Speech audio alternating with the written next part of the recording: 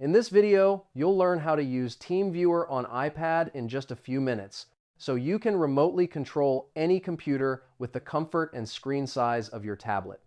First, open the App Store on your iPad and search for Teamviewer Remote Control. Tap the download button to install the official app for free, then open it once the installation is complete on your device.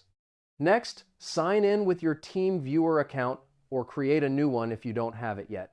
Signing in gives you access to your saved devices, contacts list, and lets you manage remote sessions seamlessly.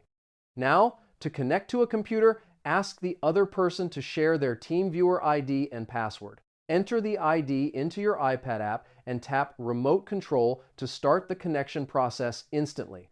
After that, type in the password when prompted. Teamviewer will create a secure connection, and your iPad screen will display the remote computer in real time, ready for you to interact with it however you need. Once connected, use intuitive touch gestures to navigate. Tap to click, swipe to move the cursor, pinch to zoom in or out, and use the on-screen keyboard to type.